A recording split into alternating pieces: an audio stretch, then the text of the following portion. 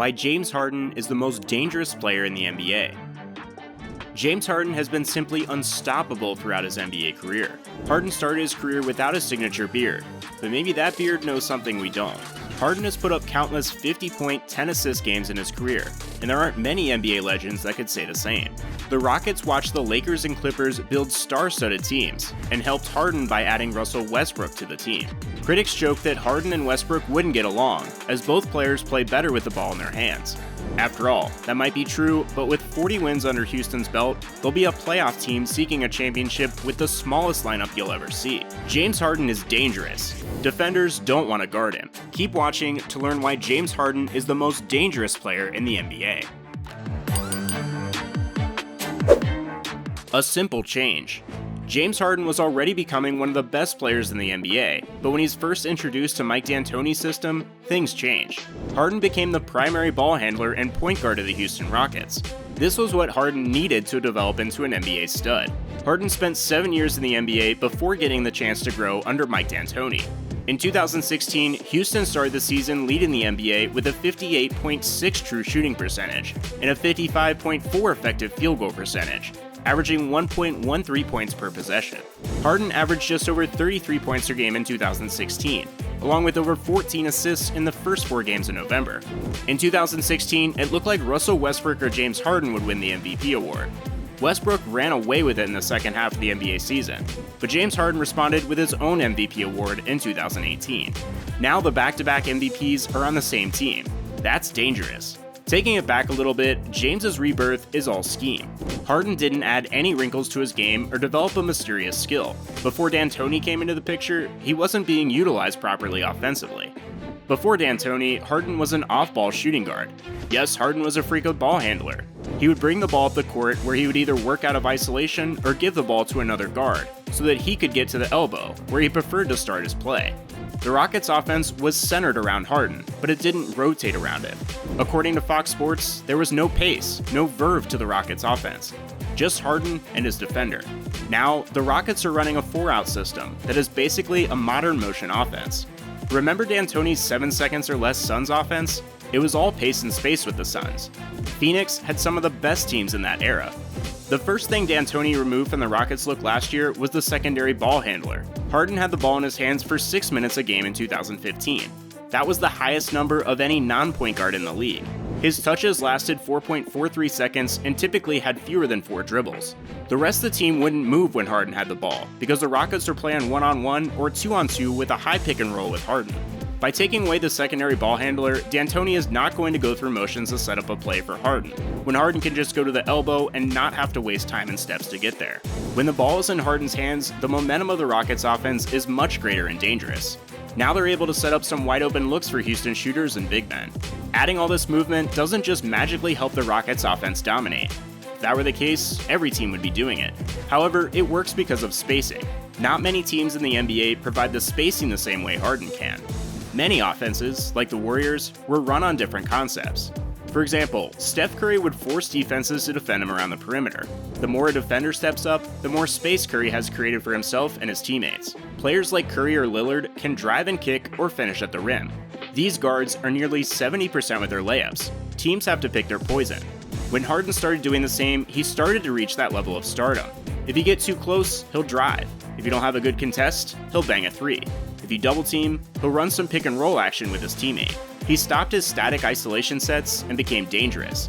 D'Antoni saw that Harden had incredible court vision and passing ability, and those isolation plays didn't showcase what Harden could do. Before his move to Houston, Harden showed signs of his ability, but when he got to Houston, Kevin McHale didn't put him in a position to succeed. The new Rockets system requires them to have really good judgment. Harden started to thrive, and Mike D'Antoni won Coach of the Year in his first season with Houston. Harden has the ability to put a defender on his hip and drive to the basket, drawing help from all directions from the defense. When the defense cracks down on Harden, he has the ability to spot the open man through traffic.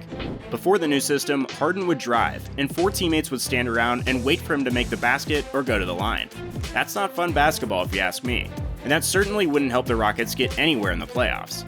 Now, the storylines have changed. There's way more movement on the offensive end, and there are 2 stars that can score from anywhere on the court in the game most of the time.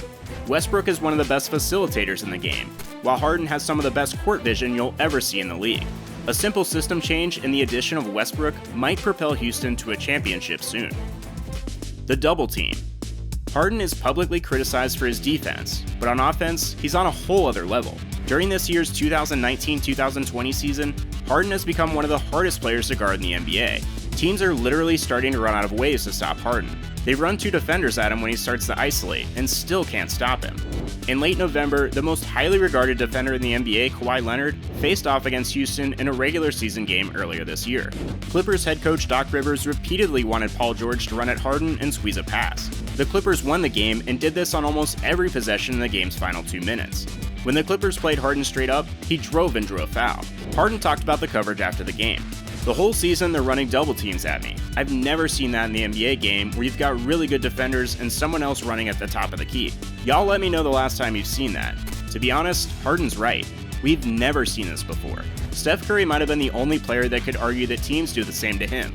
Curry in fact also faced double teams in his career. However, Curry rarely found himself in this situation like Harden has. Harden has a second man race at him soon after he crosses half court, before a switch with an ideal defender already in place. Curry works away from the ball to get in good position to get a shot off. The Warriors will run split action, pin downs and flares, and whatever else to get Curry a shot without the ball in his hands. Do you know how many catch and shoot opportunities Curry gets? Harden doesn't get those. In his last 4 seasons, Curry has ranked top 5 in possessions that have finished off a screen. He's never finished below the 90th percentile. Harden off screens is non-existent. That's the difference. In 2015-2016, those type of possessions accounted for 3.4% of his game. D'Antoni came in and later it was 2.3%. The next year it was 1%. Last year it was 0.9%. It'll continue to go down. Harden can come off a screen and drill a 3, but Mike D'Antoni is letting Harden dictate the action himself. D'Antoni wants the ball in Harden's hands. The team was built so that Harden can make plays with his teammates being complementary pieces, other than Westbrook. The Rockets could run something like Westbrook bringing the ball up with Harden swinging off a pin down into a dribble handoff. They could have also brought PJ Tucker up to set a flat screen near midcourt and have Harden dribble around the defenders. The goal was to get a corner 3 or a dunk in the system. So when the defense sends Westbrook's man to double Harden, Harden will pass to Westbrook and let him attack on a basically 4-on-3 situation. That's where Westbrook comes into play.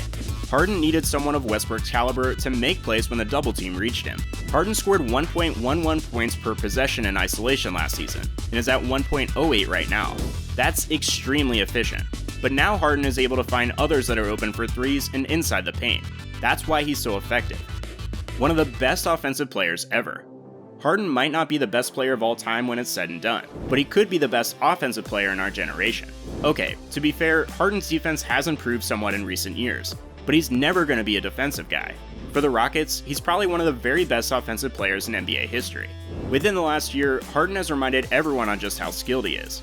Harden has had stretches like when he averaged 40.8 points and 8.9 assists per game over his last 10 games. This year, he's averaging 34.4 points per game, even with Westbrook on the team. He's shooting 43.5% from the field and 35.2% from three-point range, on an incredible 12.6 attempts per game. Sure, many of his points have come from the free throw line. There have been stretches where Harden has gone to the line 15 times per game. Getting to the line is a skill thing. You need speed and strength as well. If anybody could get to the line 15 times a game, they flat out would. Harden's ability on the floor gets him those free throws. He's very good at drawing fouls around the perimeter to get 3 free throws. Harden has drawn 225 three-point shooting fouls from 2016 to 2019. Lillard would be second on the list, with just 81 three-point shooting fouls. Steph Curry, one of the best three-point shooters in the world with plenty of volume from downtown, is fourth on the list. According to Basketball Reference, there have been just 26 50-point 10-assist games in NBA history. Harden has 6 of them in his career so far. In just 2018, Harden had more 50-10 games. He's on a list with Michael Jordan, Wilt Chamberlain, LeBron James, and his teammate now, Russell Westbrook. James Harden has 6 of these games, or as many as the second-place finishers combined. In the 2018 calendar year, Harden had as many 50-10 games as anybody else did in their entire careers. Harden is able to rack up huge scoring and assist totals better than anybody else ever. The team was built around him and his skill set. Every great player has teams that conform to them or straight up listen to them, like LeBron. None of them can rack up that many points and assists on a consistent basis like Harden does. James Harden is one of the most dangerous offensive weapons to ever hit the NBA floor. He probably doesn't get enough respect for what he's accomplished on the floor, and that's probably due to his playoff performances. If Harden wants to become one of the best players to ever play in the NBA, he's going to have to win in the postseason. The Rockets, with Harden, haven't made it to an NBA championship, and until then, Harden will have doubters. The Rockets are going really small this season after trading Capella. This is a make-or-break style for any NBA team. Not having a center in the lineup is an interesting scheme. The rebounding will be difficult for the Rockets, but if they're able to hit their shots and dominate offensively, all will be okay in Houston. Realistically, if Harden and Westbrook are able to bring a title back to Houston with this type of small ball lineup, it would be extremely impressive. Once Westbrook came to the Rockets, critics were ready to laugh at the notion that Westbrook and Harden could play together again, with how both players have the same style of play, needing the ball in their hands at all times. The Rockets are going to make the playoffs in a difficult Western Conference, where everybody is talking about the Lakers and the Clippers. Harden's legacy will always be remembered. His postseason numbers will be too. He's a dangerous player in the NBA. His offensive numbers are out of this world. He's impossible to guard, and he's developed under a system that many teams either don't believe in or don't have a player of Harden's caliber to use. If you want to double team him, Harden's got Westbrook. Sag off, he'll drain a three. Get close, and Harden will drive right by you, or kick it out to a couple shooters. The Rockets are built around Harden, and that makes this team dangerous. For Harden, it's going to be difficult to win a title with Houston, but if he accomplishes that feat, he'll be more loved than any Astros player, before the scandal of course.